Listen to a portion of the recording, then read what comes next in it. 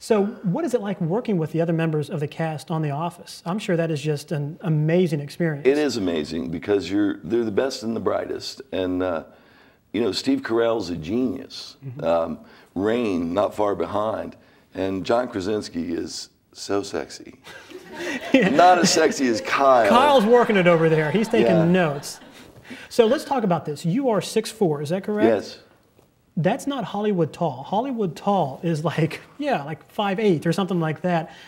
You're one of the tallest guys on the crew, or on the cast, right? By far, yeah. What is that like? Well, John's tall, too. Okay, he's and so tall. is Rain. Yeah. I think they're both 6'2".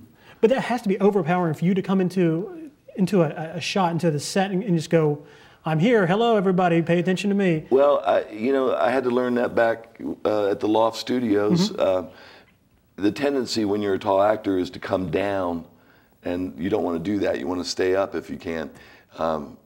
But, you know, I just sort of always just hug Phyllis, so I make it work.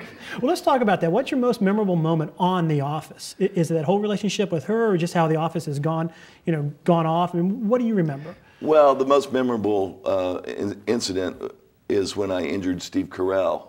No, okay, now then explain this, because it wasn't on the show, right? No, it was on the show. Well, you threw him, right? Is this what you're getting at? We were, when we were shooting Phyllis's wedding. Should have been named something else, but that's beside the point. It should have been named Bob Vance Refrigeration's wedding. Exactly. But, or Phyllis's wedding, brought to you by Bob Vance, Vance Refrigeration. We're working here, folks. But it was the great use of it when in the wedding vows, when the preacher says, "And do you, Phyllis, take Bob Vance Refrigeration." Yeah. No, he's talking about Phyllis's days in high school, and he refers to her as Easy Rider. She was known as Easy Rider. So that's enough for Bob. He snaps and he tosses him out. Well, we had to go through these curtains and down 3 stairs, and we didn't rehearse it. And so when we went through the curtains, he stumbled and fell and twisted this ankle that he had hurt making Evan Almighty. And so he was laying there screaming, and all I could think was, oh no, I've hurt Steve Carell. He's going to associate pain with me from now on. So I rip open the curtains, there's 200 people out there, and I go, help! And then everybody comes running, you know, and Steve is limping. So at what point did they realize this isn't part of the show? I think Mr. Carell is actually hurt. When he was laying there. Screaming obscenities probably. And well, no, there was an obscenity. Yeah? He's screaming, oh no, Evan Almighty 2's in jeopardy. I think it was in jeopardy after they released it. After Evan Almighty. Oh, harsh. Harsh. So let's talk about this. You do have other, you do other shows. I made a mention of the CBS show, How I Met Your Mother. You do other things. How is that different from The Office? Because your reoccurring role on The Office, it's a character. How do you approach other jobs? Well, first of all, the style of The Office is so much more immediate and fun with the mockumentary style that now going back to the old camera setups where we shoot a wide shot and the master and the singles, it's not nearly as fun, and mockumentary style is liberating. Although it's very confusing for new actors on the set. I mean real pros. Amy Peets, for instance, who'd been on Carolyn in the City for years, she came on and sort of had the same experience I did, which is, oh my God, what's happening? Because you don't know where they are. Do you feel like it's more of a theater show where you have to be on the whole time because you don't really know what angles? Yeah, you just live in the scene. Right. You know, it's not something that you turn on and off depending on where the camera is.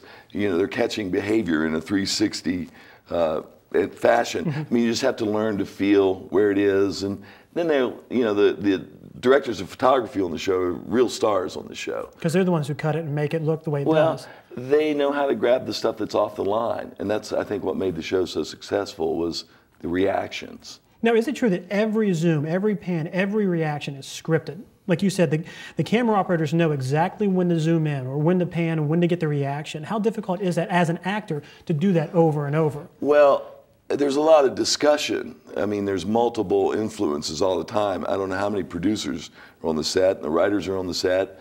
And so there's always a conference after the shot because people are watching it on the monitor. Actually, the footage that we shoot, as we shoot it, it goes into the editing bay as we shoot. So, you know, maybe they're even calling shots like, hey, we need to see Angela over here. So, well, serious question. If somebody watching at home right now said, you know what, I want to do this seriously, I want to do this for a living, how difficult is it to get into the business? I think Kyle wants to get into the business. a different business in Hollywood. I'm willing to go full frontal to make it. That's how he auditioned for this show and he got it. If that tells you anything. But how do they do it? How do they go about it? You've made it. What would you give? What advice would you give people that really wanted to try this? Well, I'm tempted to give you Sarah Silverman's answer. They asked her if she had any advice for young actresses, and she said, "Yeah, kill yourself." But seriously, you have to learn the technique. You have to learn the craft. You can get by on looks and charm only so long, and then at some point, a great actor is going to be standing across from you. So you better know what you're doing, because otherwise they're just going to cut around you when they go in there. And you need that technique and those skills, so it's all about the training. There's technique to auditioning. You have to learn how to do that. You have to audition for everything you can. It's very tough. Get used to hearing the word no, right? Yeah, oh, of course. I mean, even when, all you're trying to do is execute the audition as best you can. If you walk out without any regrets, like you feel like, I did my best, I didn't leave it in the parking lot, I prepared as hard as I could, then you may have a shot. But you may not, because they're assembling a puzzle, and you may not fit the puzzle because you're 6'4". Right. So, but maybe you would. Maybe you do. Yeah, so I signed with a new commercial agent recently, and I told him, I have no idea how you ever get one of these. And the lady goes, yeah, we want you. That's amazing. So what's next? What's next for you? Well, I'm working on a new web series right now. I never thought I'd say that. Yeah. But that's a sort of a testing grounds now for pilots. So it's called Sherman's Insanity. It's set in the late 70s, and Vincent Pastore from HBO Sopranos and I are in it. And let's see, what else? Back to looking for work. All right. I have some movies coming out this year, though. I have a Knife Point, which is a home invasion robbery going really wrong. And Super Shark, of course. Super Shark. That's what I wanted to do. I wanted him to say Super Shark on our show.